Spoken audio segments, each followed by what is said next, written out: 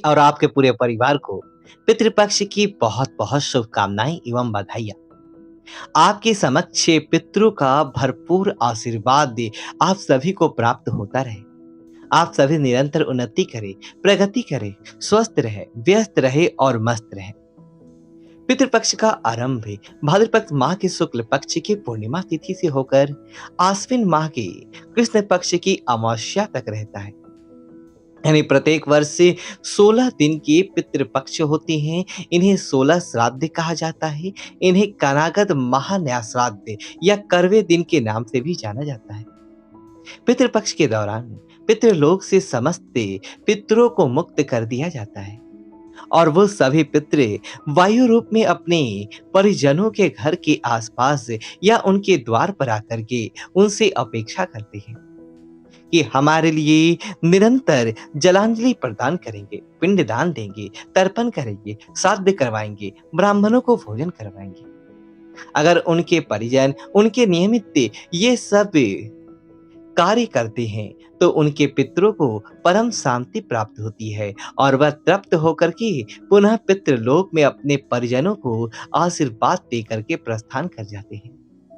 अगर उनके परिजन उनको तृप्त नहीं कर पाते हैं, साध्य नहीं करते हैं, तब उनके परिजन को जो है वो आशीर्वाद के स्थान पर श्राप भी दे सकते हैं। इसलिए आप पितरों के नियमित पितृकर्म अवश्य करें। मनुष्य का पहला कर्तव्य होता है पितृकर्म करना, श्राद्ध करना, और श्राद्ध हमेशा श्रद्धा से किया जाता है। श्राद्ध कर्म को, पितृपक्ष को कुछ लोग अशुभ दिन मानते हैं। कई लोग तो इनको करवे दिन के नाम से भी जानते हैं और कहते हैं कि पितृपक्ष में भगवान का पूजन नहीं करना चाहिए, पितृपक्ष में सूर्य भगवान को जल अर्पित नहीं करना चाहिए। और कई लोग तो यहाँ तक कहते हैं कि पितृपक्ष में तुलसी जी का पूजन भी नहीं करना चाहिए। कहते हैं कि पितृपक्ष में शंख नहीं बजाना चाहिए, पितृपक्ष में गरुड़ घंटी नहीं बजाना चाहिए और पितृपक्ष में देवी देवताओं से संबंधित कोई भी काम नहीं करना चाहिए। यह बिल्कुल भी गलत धारणा है, यह बिल्कुल गलत मत है। शास्त्रों से इस मत का कोई भी संबंध नहीं है। तो आज हम आपको स्पष्ट कर दें कि पितृपक्ष के जो दिन होते हैं वो पितरों के विशेष दिन होते हैं और उन दिनों में भी आपको जिस प्रकार आप पहले पूजन करते थे, यानी कि आप भगवान को अगर स्नान करवाते हैं, वस्त्र पहनाते हैं, पुष्प चढ़ाते हैं, तुलसी जी चढ़ाते हैं, दीपक लगाते हैं, भोग लगाते हैं, आरती उतारते हैं, गरुड़ घंटी बजाते हैं, शंख बजाते हैं, उसी विधि से ही आपको पितृपक्ष में भी पूजन अर्चन करना चाहिए। यानी पहले की भांति पितृपक्ष में भी नियमित रूप से आपको पूजन अर्चन करना चाहिए। सुबह शाम जैसा भी आप अपने घर में, घर के मंदिर में पूजन अर्चन करते हैं, उसी अनुरूप आपको श्राद्ध पक्ष के दौरान भी पूजन अर्चन करना चाहिए। इसमें किसी भी प्रकार का कोई संशय या दोष नहीं माना जाएगा। इसी तरह हम आपको स्पष्ट कर दें कि पितृपक्ष के दौरान आप भगवान के लिए नए वस्त्र भी खरीद कर ला सकते हैं और देवी देवताओं के पूजन से संबंधित सामग्री भी आप अपने घर में ला सकते हैं और प्रत्येक दिन पूरे विधि विधान के साथ में अपने घर के मंदिर में आप पूजन अर्चन कर सकते हैं। और अगर आप प्रत्येक दिन नियमित रूप से मंदिर जाकर के वहां पूजन करते हैं या शिवलिंग का पूजन करते हैं, तो वो भी कार्य आप पितृपक्ष में संपन्न कर सकते हैं। इसमें किसी भी प्रकार का कोई दोष नहीं माना जाएगा। और अगर आप सूर्य नारायण भगवान को प्रत्येक दिन जल अर्पित करते हैं तो पितृपक्ष में भी आपको सूर्य भगवान को जल अवश्य अर्पित करना चाहिए। तुलसी माता का पूजन भी करना चाहिए, गौ माता का पूजन भी करना चाहिए और पितृपक्ष में आप देवताओं का पूजन तो करें, लेकिन साथ में ये भी ध्यान रखिए कि पितरों की आराधना और पितरों का श्राद्ध भी अवश्य करना चाहिए, क्योंकि आपके जितने भी मृतक के पितर या कोई पूर्वज होंगे वो आपसे अपेक्षा रखेंगे, वायु रूप में आपके द्वार पर, आपके घर के ही आस पास आकर के उपस्थित हो जाएंगे और आपसे जलांजलि की, पिंडदान की तथा श्राद्ध कर्म की अपेक्षा करेंगे, तो आप पितृपक्ष के दौरान उनके नियमित प्रतिदिन जल की एक अंजलि अवश्य देंगे। जलांजलि प्रदान करने के लिए कुसा, जौ और तिल का उपयोग किया जाता है। इसी तरह आप पितरों के नियमित श्राद्ध कर्म करें। श्राद्ध का अर्थ होता है पितरों को जलांजलि प्रदान करना, पितरों के नियमित पिंडदान देना तथा पितरों के नियमित ब्राह्मणों को भोजन करवाना, पितरों के नियमित गौ माता को रोटी खिलाना, हरी घास खिलाना, पितरों के नियमित जो है कौवे को एक ग्रास यानी रोटी खिलाना तथा कुत्ते को रोटी खिलाना और इसी तरह चींटी को शक्कर और आटा खिलाना।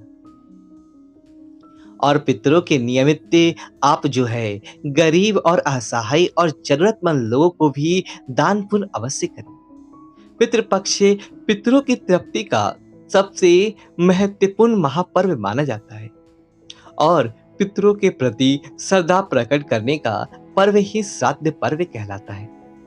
इसलिए अगर आप अपनी पितरों के प्रति श्रद्धा रखते हैं, अपने मृतक पूर्वजों जैसे कि माता पिता, चाचा चाची, ताऊ चाचा या फिर दादा दादी या नाना नानी या सास ससुर या अन्य जो भी मृतक आपके परिजन मृत्यु को प्राप्त हो चुके हैं, उनके प्रति यदि आप श्रद्धा प्रकट करना चाहते हैं, उनकी आत्मा को तृप्त करवाना चाहते हैं, क्योंकि प्रत्येक आत्माएं मृत्यु के पश्चात अनेक योनियों में भटकती हुई पुनः मनुष्य योनि में आती है और कुल मिलाकर के 84 लाख योनियों में भटकने के बाद उसको मनुष्य योनि प्राप्त होती है। अगर आप उनके नियमित कोई भी कर्म करेंगे तो जिस योनियों में भी वह भटक रहे होंगे, वहां पर उनको तृप्ति प्राप्त हो जाएगी। और अगर किसी की असमय मृत्यु हो गई है, अघात मृत्यु हो गई है, जैसे आत्महत्या कर ली है, जहर खाने से मृत्यु हो गई है, सांप ने काट लिया है, एक्सीडेंट में मृत्यु हो गई है, तो उनकी जितनी आयु बची थी उस आयु तक उनको इस पृथ्वी मंडल में ही वायु रूप में भटकना होगा और इस दौरान वह कुछ खा भी नहीं सकेंगे और पी भी नहीं सकेंगे। अगर आप उनके नियमित श्राद्ध कर्म करेंगे तो निश्चित तौर से उनको परम शांति प्राप्त होगी।